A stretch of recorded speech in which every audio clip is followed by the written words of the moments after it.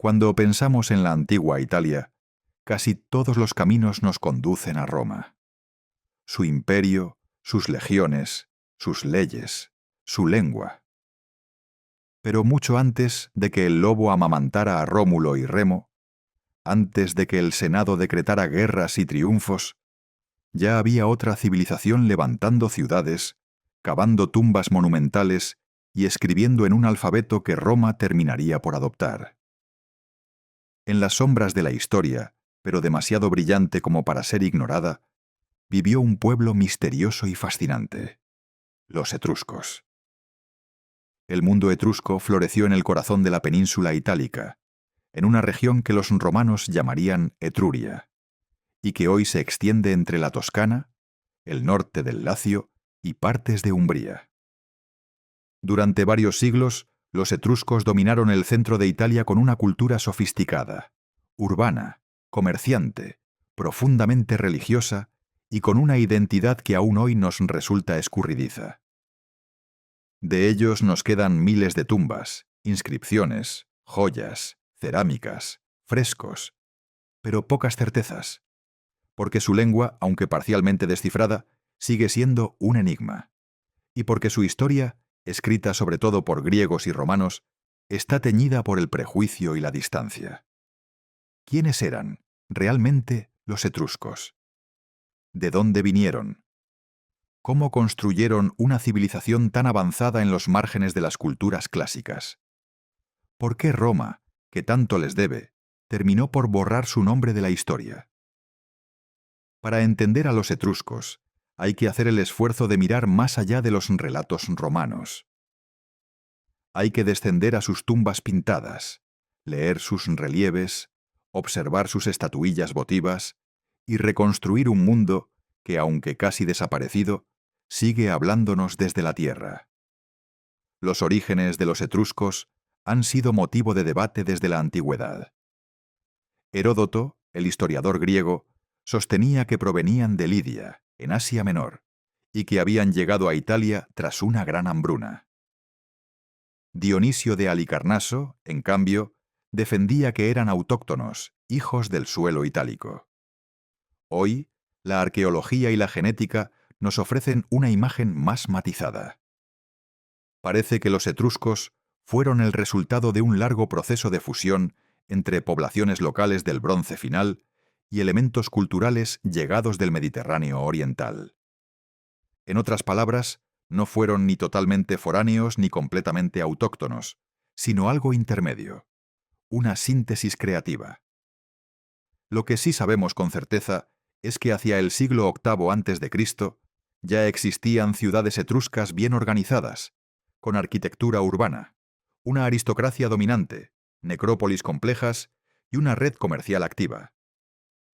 Ciudades como Tarquinia, Veii, Caere, Bulsi o Clusium fueron centros urbanos autónomos, conectados entre sí por alianzas temporales, pero sin una unidad política centralizada. Cada ciudad-estado tenía sus propias élites, sus templos, sus costumbres, aunque compartían lengua, religión y estilo artístico. Este modelo de ciudades independientes, al estilo griego, sería una de las marcas distintivas del mundo etrusco. Desde muy temprano, los etruscos mostraron una habilidad especial para el comercio. Sus puertos conectaban Italia con el Mediterráneo. Intercambiaban ámbar, vino, metales y cerámica con griegos, fenicios y cartagineses. Esta posición intermedia, geográfica y cultural, les permitió absorber influencias externas y adaptarlas a su modo. El resultado fue un arte híbrido, reconocible y original. Los etruscos adoptaron el alfabeto griego, pero lo adaptaron a su idioma. Copiaron formas arquitectónicas del mundo heleno, pero las transformaron con materiales locales. Sus tumbas, muchas de ellas excavadas en roca, reproducen con fidelidad el interior de sus casas, lo que nos da una idea única sobre su vida cotidiana. A diferencia de los griegos, que celebraban la perfección del cuerpo masculino, o de los romanos, que exaltaban el deber cívico, los etruscos parecen haber tenido una visión más sensual, más doméstica, más cercana. Sus frescos funerarios no muestran batallas ni sacrificios, sino banquetes, danzas, juegos, abrazos. Hombres y mujeres aparecen juntos, compartiendo lechos y copas, participando en igualdad en los rituales sociales. En un mundo donde la mujer solía ser relegada al espacio privado, las damas etruscas comían en los mismos sofás que sus maridos, asistían a celebraciones públicas y aparecían nombradas con orgullo en inscripciones y estelas. Esto escandalizó a muchos autores griegos y romanos, que describieron a las mujeres etruscas como demasiado libres. Pero quizás lo que ocurría era simplemente que los etruscos concebían el espacio social de otro modo. El respeto por los ancestros, la familia, el linaje y los rituales domésticos eran pilares de su identidad. La muerte no era un final, sino una prolongación del banquete de la vida. Por eso, las tumbas reproducen comedores, con cojines, utensilios, columnas pintadas y escenas de celebración. Morir, para un etrusco, era volver a casa. La religión era el eje en torno al cual giraba toda la cosmovisión etrusca. Nada importante, desde fundar una ciudad hasta plantar una cosecha, se hacía sin consultar antes a los dioses. Pero su religiosidad no era emocional ni teológica como en otras culturas. Era técnica, ritual, casi científica.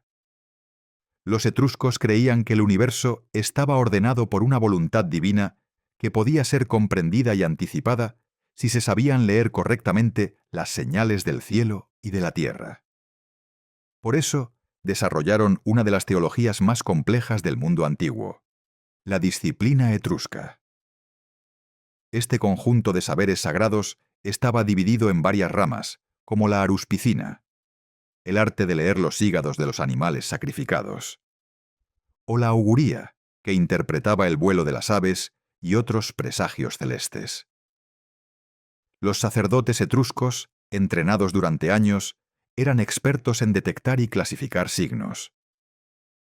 Su conocimiento era tan respetado que incluso siglos después, los romanos adoptaron muchos de estos rituales y llegaron a importar arúspices etruscos a Roma en momentos de crisis. Para los etruscos, el mundo estaba dividido en zonas sagradas.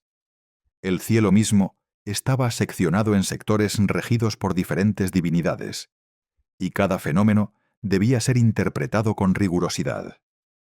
Era una religión del orden.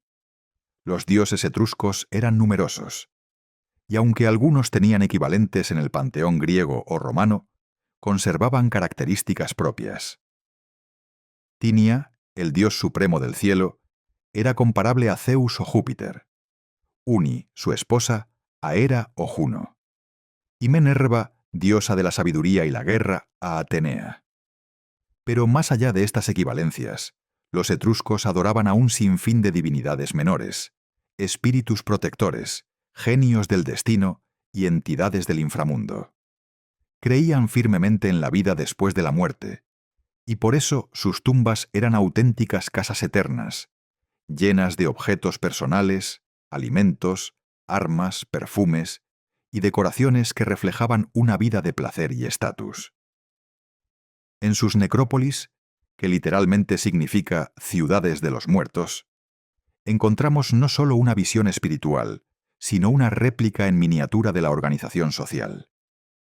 Las tumbas familiares, a menudo excavadas en roca o construidas con cúpulas de piedra, estaban dispuestas en calles y manzanas, como si fuesen barrios.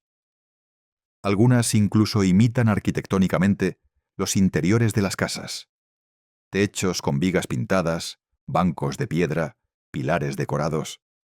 Todo estaba pensado para asegurar al difunto una existencia cómoda en el más allá. En lugares como Tarquinia o Cerveteri, estos espacios funerarios alcanzaron niveles de sofisticación impresionantes. El arte etrusco, íntimamente ligado a esta religiosidad y a su gusto por la vida refinada, es uno de los más expresivos del mundo antiguo. Frescos vibrantes, relieves dinámicos, esculturas llenas de movimiento. No es un arte hierático ni rígido como el egipcio, ni idealizado como el griego. Es directo, humano, vital. Nos muestra a personas bailando, tocando música, cazando, amándose. Los colores intensos, las formas redondeadas, las composiciones narrativas transmiten una sensación de inmediatez, de cercanía. Y en el centro de todo, la figura humana. No como héroe o mártir, sino como ser viviente, mortal, disfrutando del presente. Uno de los iconos más representativos es el célebre sarcófago de los esposos, hallado en Cerveteri. Se trata de una escultura en terracota, con dos figuras reclinadas, hombre y mujer, en actitud serena y afectuosa. Comparten el lecho funerario como compartirían una cena, con los rostros idealizados y los brazos extendidos en un gesto de bienvenida. Esta imagen, imposible en el arte griego contemporáneo, revela una cultura donde la pareja era celebrada, donde la mujer tenía un lugar visible y activo, incluso en el tránsito hacia la eternidad. También destacan las urnas cinerarias etruscas, muchas de ellas con forma antropomorfa, representando al difunto en actitud relajada, a menudo recostado sobre un diván. En otras, las tapas muestran escenas mitológicas o alegóricas del viaje al más allá. Es significativo que muchas de estas urnas representen no el momento de la muerte, sino de la vida. El difunto sonriendo, celebrando, participando en banquetes o rituales. El arte funerario etrusco no busca atemorizar, sino acompañar. Es un arte cálido, profundamente humano. En cuanto a la arquitectura, aunque nos han llegado pocos restos visibles de sus edificios urbanos, debido al uso de materiales perecederos como la madera, las fuentes y hallazgos arqueológicos nos permiten reconstruir con bastante precisión cómo eran sus templos, sus murallas y sus casas.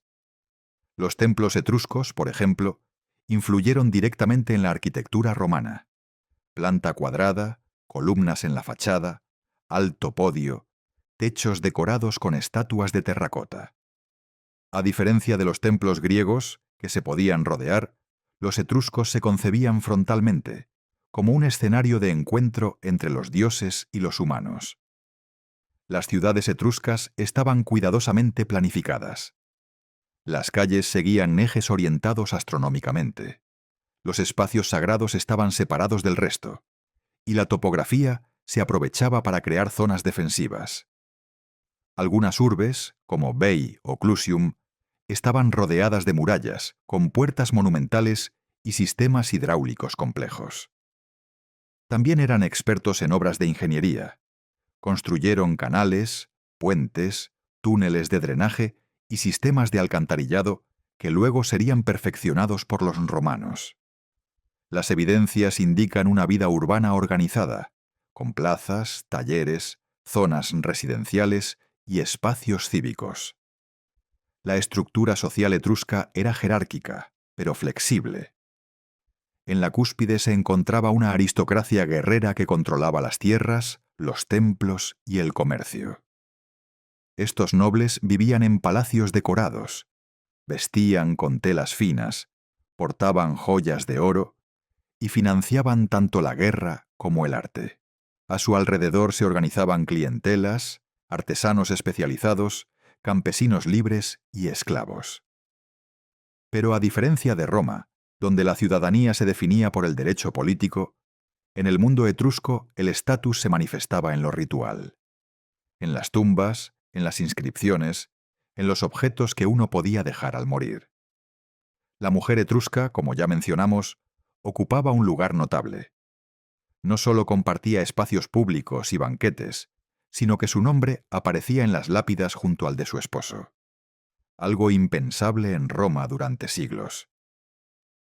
En algunas tumbas se la representa con atuendos ricos, peinados elaborados, incluso leyendo o escribiendo, lo que sugiere una educación más extendida entre las clases altas femeninas. Este protagonismo femenino es uno de los aspectos más revolucionarios y singulares de la civilización etrusca. Toda esta riqueza cultural estaba sostenida por una economía diversificada. Los etruscos explotaban minas de cobre y hierro en sus montañas, cultivaban vides y olivos en sus valles, comerciaban activamente por mar y por tierra. Sus artesanos eran expertos en metalurgia, cerámica, orfebrería y escultura. De hecho, las obras en bronce etruscas eran tan valoradas que muchas fueron llevadas a Roma y otras capitales como botín o como trofeos. Eran también grandes productores de espejos grabados, fíbulas decorativas y objetos rituales con escenas mitológicas.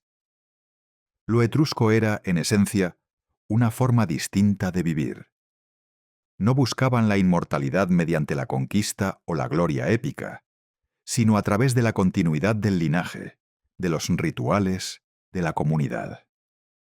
Un pueblo profundamente espiritual, sensual, artístico, que supo convivir con lo extranjero sin perder su identidad.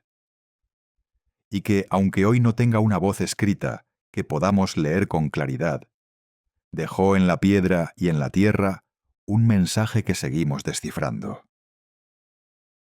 Durante siglos, los etruscos fueron actores centrales en el juego de poder del Mediterráneo occidental.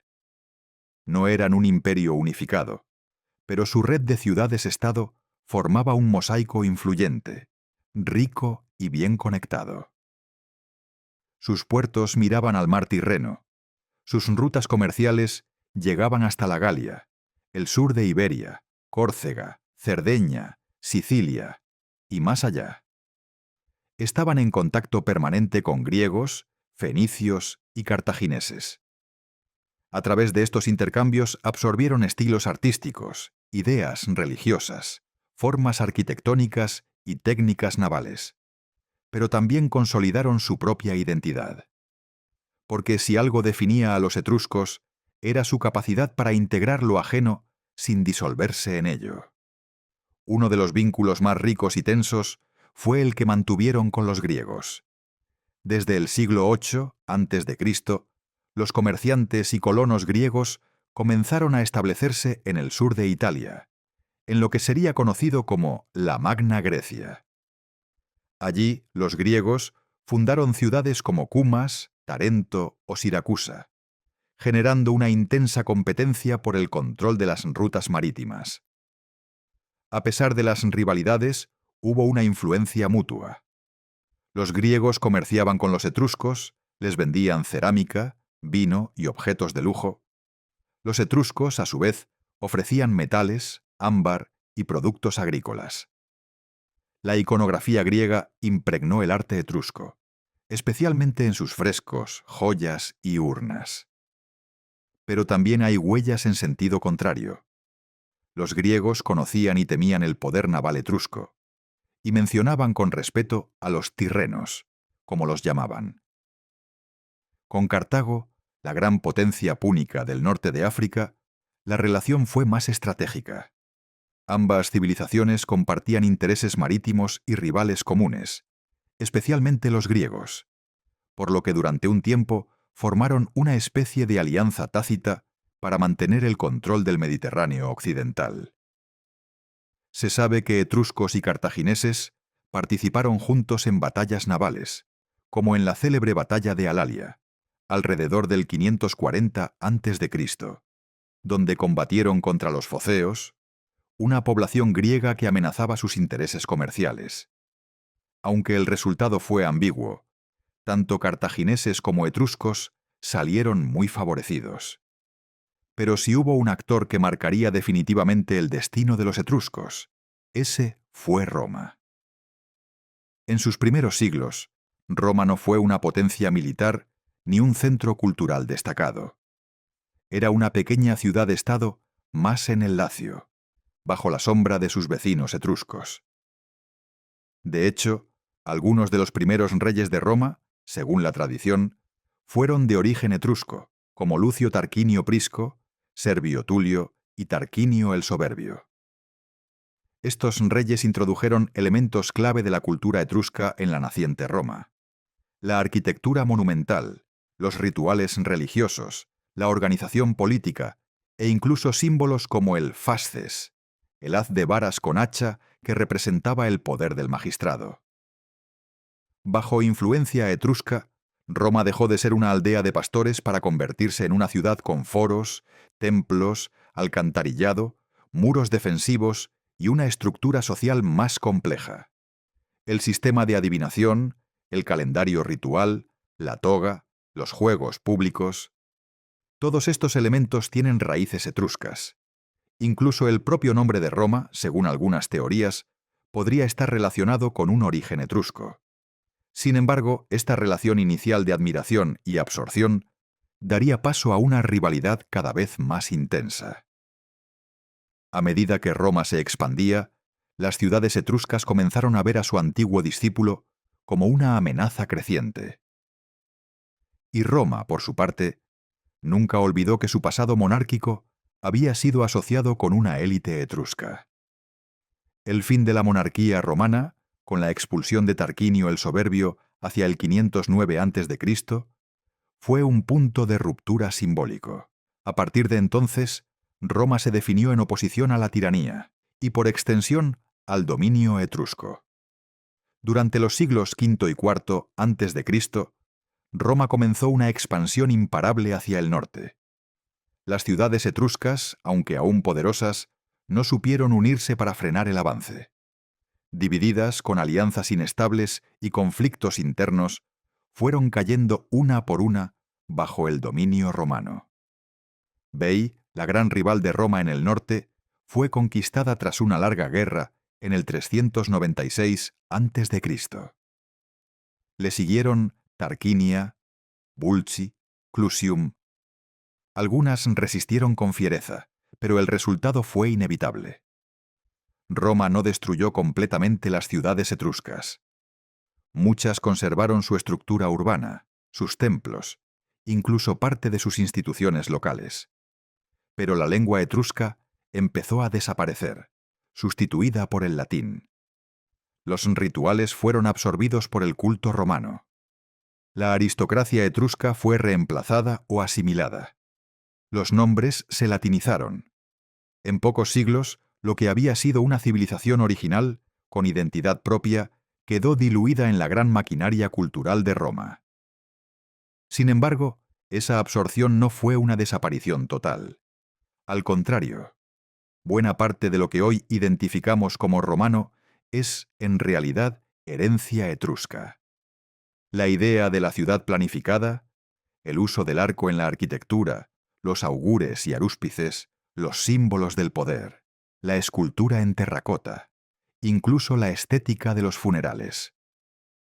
Roma no inventó todo desde cero, se construyó sobre los cimientos de quienes la precedieron, y entre esos cimientos, los etruscos ocupan un lugar central. Lo curioso es que, a medida que Roma crecía, también crecía su interés por el pasado etrusco.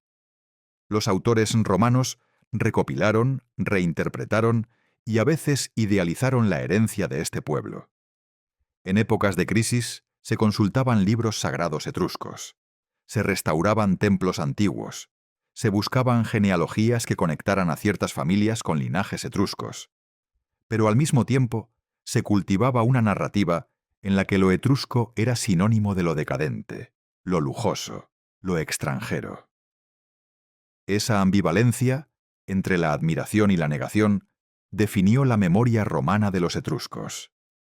Y así, poco a poco, lo que había sido una de las civilizaciones más influyentes del Mediterráneo fue quedando relegada a las tumbas, los relieves y las inscripciones que ya nadie leía. Durante siglos, los etruscos fueron un misterio para Europa.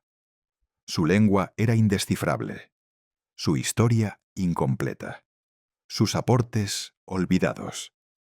No fue hasta el Renacimiento, y sobre todo a partir del siglo XVIII, cuando los estudios arqueológicos comenzaron a rescatar su huella. Y aún hoy, cada descubrimiento en una tumba, cada fragmento de texto, cada estela recuperada, suma una nueva pieza a este gran rompecabezas histórico. Durante mucho tiempo, Los etruscos fueron una civilización sin voz. Mientras los textos griegos se copiaban, mientras las crónicas romanas se convertían en modelo de historia universal, los etruscos quedaron relegados al silencio de las piedras, al polvo de las tumbas, a la enigmática belleza de una lengua que ya no se hablaba. Y sin embargo, su legado estaba por todas partes. En las calles de Roma, en los rituales del Senado, en los cimientos del derecho, en el trazado de las ciudades. Su arquitectura influyó en los templos republicanos, sus augures en la política de los emperadores, su visión del mundo en la manera en que los romanos entendieron la relación entre lo humano y lo divino. Incluso su modo de celebrar la vida, con vino, música y compañía, impregnó el alma de la Italia que vendría. Roma conquistó a los etruscos, pero también los heredó. Durante siglos, las tumbas etruscas quedaron cubiertas por la tierra, olvidadas en colinas que ahora parecían inofensivas. Hasta que, a partir del siglo XVIII, el redescubrimiento arqueológico de Italia trajo consigo una sorpresa inesperada. Bajo capas de tierra y olvido, emergían cámaras funerarias decoradas con frescos de una vitalidad asombrosa, sarcófagos con rostros serenos, ajuares intactos, inscripciones en una lengua que los eruditos no sabían leer. La emoción fue inmediata. ¿Quiénes habían sido estas personas tan refinadas, tan sofisticadas, tan diferentes? ¿Por qué nadie hablaba de ellas? ¿Cómo era posible que una civilización tan rica hubiera desaparecido casi sin dejar rastro? El misterio etrusco comenzó a ocupar un lugar especial en la imaginación. Para unos, era una civilización de sabios que había enseñado a Roma el arte de gobernar. Para otros, una cultura decadente que había sucumbido ante la pujanza latina. Los estudiosos intentaron descifrar su lengua, reconstruir su historia, comparar sus artefactos con los de griegos, fenicios, celtas. Pero cuanto más se excavaba, más complejo se volvía el enigma. Hoy sabemos mucho más. Sabemos que los etruscos no fueron una anomalía, sino una de las civilizaciones clave del primer milenio antes de nuestra era. Que su sistema urbano, su religión, su arte y su pensamiento influenciaron a la Roma que dominaría el mundo. Sabemos que eran innovadores, profundamente espirituales y al mismo tiempo profundamente humanos. Sabemos que celebraban la vida con una intensidad que traspasa los siglos. Y sin embargo, lo más fascinante es lo que todavía no sabemos. Su lengua sigue sin ser del todo comprendida. Solo unas pocas centenas de palabras han podido ser traducidas con certeza. No poseemos grandes textos históricos ni literatura épica. No conocemos nombres de filósofos ni cronistas etruscos. Lo que nos queda son fragmentos, inscripciones funerarias, etiquetas de objetos, palabras grabadas en espejos de bronce. Pero esos fragmentos bastan para intuir una civilización rica en matices. Porque a veces lo que una cultura calla es tan revelador como lo que dice. Y los etruscos, que no dejaron textos pero sí imágenes, que no escribieron crónicas pero sí construyeron necrópolis como ciudades, nos hablaron en otro idioma, el de los símbolos, el de la materia, el de la memoria que perdura en los gestos y en las formas. Quizás por eso, aún hoy, hay algo profundamente moderno en los etruscos, su respeto por la vida y la muerte, su forma de representar el cuerpo humano, no como ideal platónico, sino como cuerpo real, deseante, mortal, su sensibilidad artística, que nos muestra escenas de ternura, de baile, de contacto, su visión del más allá, no como castigo, sino como continuidad, y sobre todo, su misterio. En una época en que todo parece estar catalogado, etiquetado, explicado, los etruscos se mantienen a medio camino entre la luz y la sombra. Sabemos lo suficiente como para sentir que los conocemos, pero lo justo como para seguir sintiendo que se nos escapan. Hoy, sus tumbas pintadas son patrimonio de la humanidad. Sus estatuas llenan salas en los museos de Roma, Florencia, Berlín, París y Nueva York. Su arte inspira a diseñadores, artistas, historiadores. Su nombre, que fue olvidado por siglos, resuena ahora con fuerza. Pero no como una civilización subordinada, ni como una nota al pie de Roma, sino como un mundo propio, con voz propia, con una manera única de estar en la historia. Quizás esa sea su mayor enseñanza, que incluso en un mundo dominado por imperios y ejércitos, hay espacio para civilizaciones que no gritan, que no imponen, que no buscan eternidad a través de la conquista. Civilizaciones que eligen el arte, la intimidad, el rito, la belleza, y que, sin alardes, perduran. Los etruscos vivieron entre colinas suaves y cielos abiertos, entre templos de terracota y tumbas de piedra.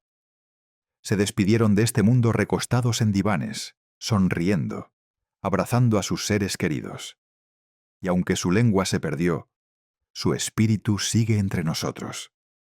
En cada copa alzada, en cada danza dibujada en una pared funeraria, en cada símbolo que nos recuerda que la historia, como la vida, está hecha de fragmentos, y que, a veces, un fragmento basta para recordar todo un mundo.